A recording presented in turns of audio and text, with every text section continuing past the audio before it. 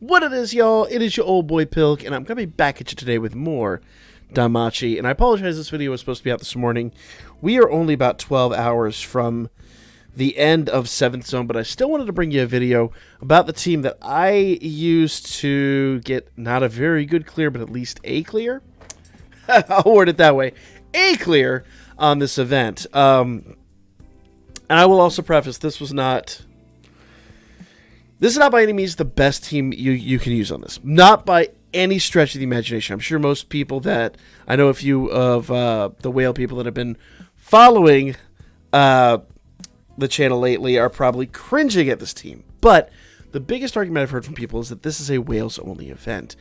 And while it is brutal, I will 100% admit this is a brutal event.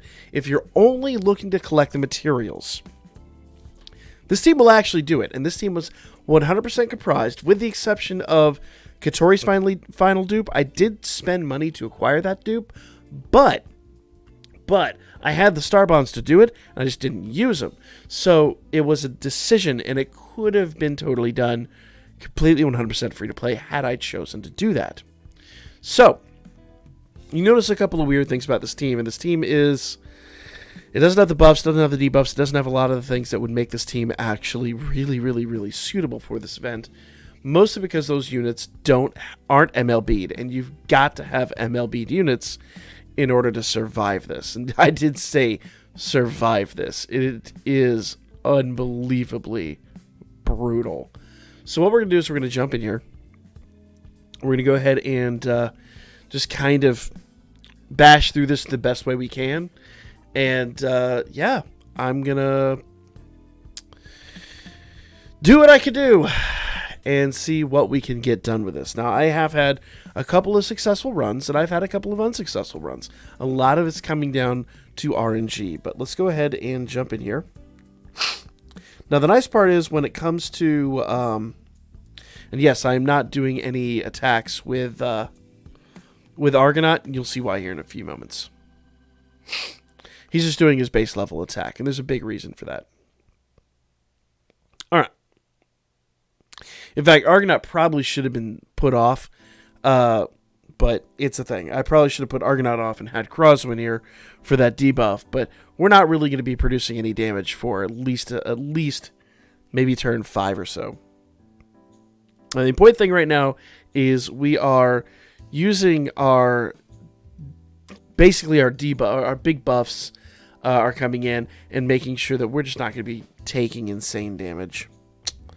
That's what Earthshaker's all about. I probably should put a better debuff here to debuff what they do, but I can't think of an Earth debuff I've got that's really viable here that's going to be any better than what Crozo's got. Now, if I find one, great. I'm sure somebody's probably going to put one in the comments section, but for right now, we're just kind of making sure everybody survives to the end of the game, because 20 turns in this is going to get real deep real fast. Now, as far as outfitting these units go, okay, when Crozo comes up here, we'll talk about what these units do and what kind of your strategy should be for this, okay? Crozo does have the 3-star Misha. The anti-stun Misha is attached to him, and the reason for that is I have seal anklets on everybody, because the big thing that these guys do is they will seal and they stun. Now, if they seal, you're sealed for several turns, and that super sucks. That is no fun, and nobody wants to deal with that. Now, the stunning generally only takes place after your attack phase, because they're going to be slowed down enough, and I've got enough AGL here that I'm going to be going first. All 4 of my units are going absolutely first, and then the dragons attack. The upside to that is all the stunning happens on the backside, and then it's gone before the next turn. The downside is we don't get any of the counterattacks, and Haruhime doesn't do her big heal. So, why are we using a fire team in the first place? Well, fire resistance is down 50%, everything else is up 90%, and they can buff it all up to 110%. Physical attack and magic are neutral, so you basically got to use a fire team. You have to 100% use a fire team here. Now, with Crozo, we're going to come in here, and we're just going to start doing debuffs, okay? We got, he's going to debuff AGL, which I don't think is all that important. So what I'm going to do is I'm going to debuff fire resistance and, debuff their fire resistance and their, physical resistance. Thank you, words. Appreciate that. Now, I'm still going to be doing base attacks with Argonaut here. Krazo has a little bit less MP because he does have Misha attached to him. So another one of those reasons why Misha probably should have been attached to Argonaut. I should have brought Argonaut in later. But because of what we're going to do with them, it's not going to be all that terribly important. And you'll see why here in a moment. Okay? So we're just continuing on our regular course. Oh, come on, phone. There we go. My shop is shut down for the coronavirus, so getting my phone fixed right now isn't an option. Gotta love that! So, yeah, we're going to be continuing with a shitty phone. I'm talking with Samsung right now. They have not been receptive to my offer, but we'll see what happens with that. Now, with Krazo, I'm going to go back down here to do just base attacks with him once again. You'll see why in just a moment.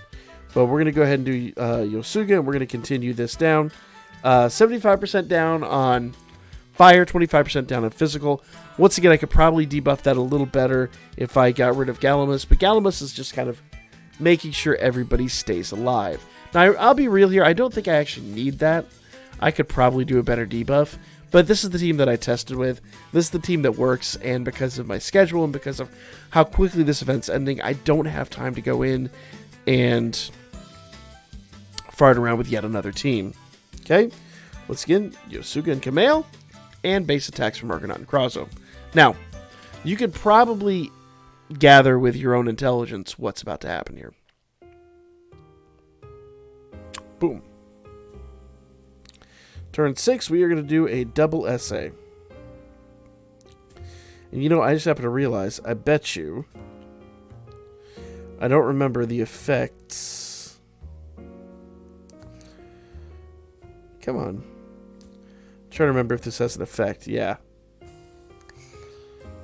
Attack all increased by 30%. That's not that important. We're going to do base attack with him. Actually, this is where we're going to start doing AoEs with these two. But, yeah, fire resistance down 35%. So, I really should have Krazo in front of Katori. And that is another failure of my foresight on this, but that's okay. That, unfortunately, is going to affect the outcome of this, but we should still pass it. I hope, at least. In my previous runs, I had Katori in the back. So this is definitely, like I said before, not the best team. It is a team I have been working on, but because of schedules and whatnot, it is kind of the hodgepodge you see in front of you. Now, I do have other teams that have scored a lot better, but they've only scored that on the second round. So if you're going for raw score, second round is definitely the one you want to go with. That's just for raw score. If you're looking to actually get the items, this team could do it. But I'm beginning to doubt that they're actually going to do it for the video, just because of those little goof-ups. Okay? Now, Argonaut and Krazo got big buffs on their AoE attack, and they are super physical attacks, both. So we're going to just kind of use those to produce some intro damage while we're building the SA gauge. Alright. And at this point, we're just kind of spamming the same attacks over and over again. Nothing's going to change until we get that, until the MP's low enough, which I believe is actually going to be this turn. And if I'm honest, I probably should have... Honestly, probably should have done Providence on Katori this turn. But hey, that is a thing. There we go. I'm going to do Providence and Sheikah. In fact, I can do Yosuga one more turn and then do Sheikah, but I'm not going to. I'm going to do Sheikah this turn. And we're just basically going to keep that kind of as a habit. The main thing we want to do is we want to make sure that without question or doubt, after Argonaut and Krazo do their essays, on that same turn, that Haruhime is going to do is going to do Yosuga. We want to make sure that that is 100% a thing.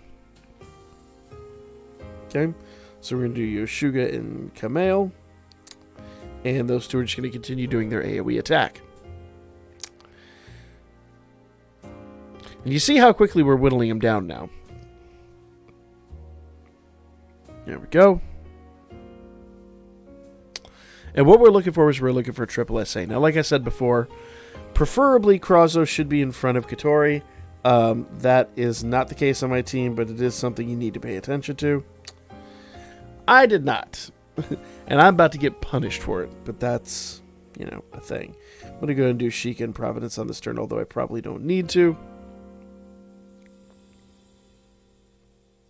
There we go. And if I'm honest, I probably, in hindsight, should have kept Argonaut and Krazo's main attacks until after they do their SA.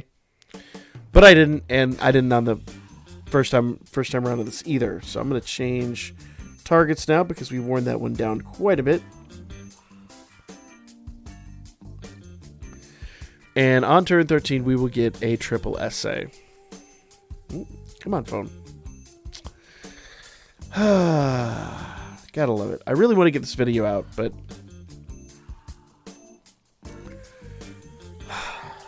such a nuisance. Such a major pain in the posterior.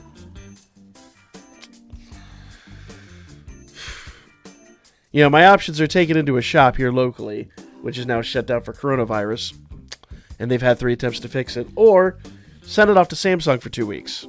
You guys want to have video content for 2 weeks? I would like to have I'd like to produce content for the next 2 weeks. So, that lovely balance and dance of fuck or be fucked. Alright. Triple SA. Once again, I'll preface it is important to do Yosuga on this turn. We can do Sheikah next turn, but we got to do Yosuga this turn 100%.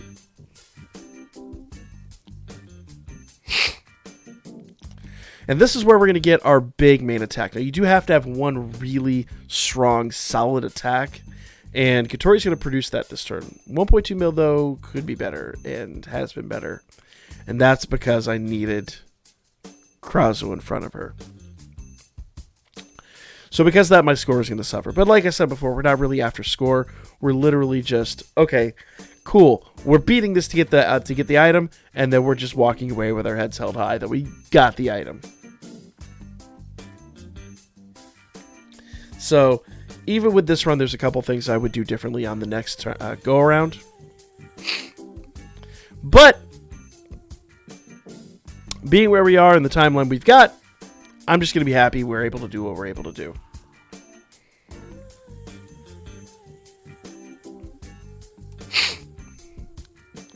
I believe that's a non-elemental attack, if I'm not mistaken. But it was a good hit. It was a very good hit. There we go.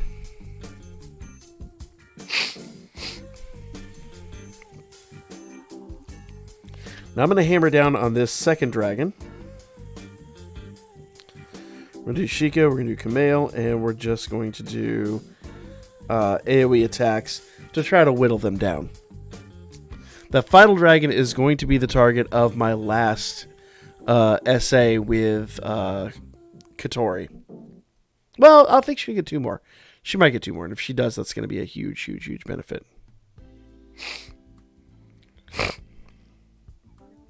Now, we're kind of at the point now where, when it comes to Haruhime, Haruhime is going to be doing Sheikah, Yosuga, Sheikah, Yosuga, Sheikah. She's just going to bounce back and forth between the two, and that's okay, because the main thing is we just need to keep all of these debuffs down. We've just got to keep them down. Okay, you notice that all unit resistance is still down, and our their fire resistance is way down, so that's kind of that important part. We need to keep all of that active on them in order to keep them basically where we want them. All right. So let's do that. Turn 15. And we will get an SA next turn. That's great news. And we're going to kind of use that to hammer down to that last dragon. And once again, my apologies for not preparing this a little bit better. It would have been nice, but I didn't, so there we go. What I'm going to do now is I'm going to build a double SA gauge, and I think that will give me to that turn 19 and turn 20 will be SAs to take out that final dragon. Okay. So long as the all-unit resistance stays down on them, there we go. We're just going to kind of keep that little balance there. Oof. Except we're out of AoEs, which genuinely not cool. So yeah, that's completely a thing. So now we're going to rely on the double SA gauge to do what we need it to do. And actually, the more I'm looking at this, I really think that the major failure here was not saving their AoEs until after that. So I really think that's going to cost me. Really think that's going to cost me the win here.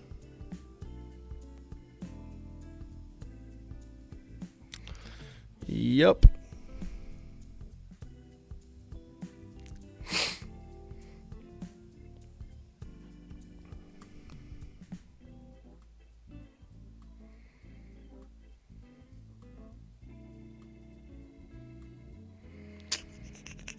I'm going to try something silly.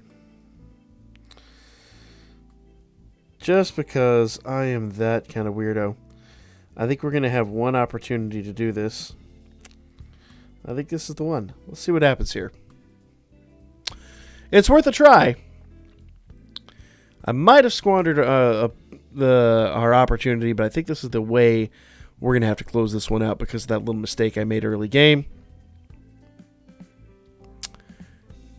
Actually, this might work out. This actually might work out. So even though it wasn't the preferable and the best way to do it, we still are going to win this. I believe. Oh, yeah. Perfect.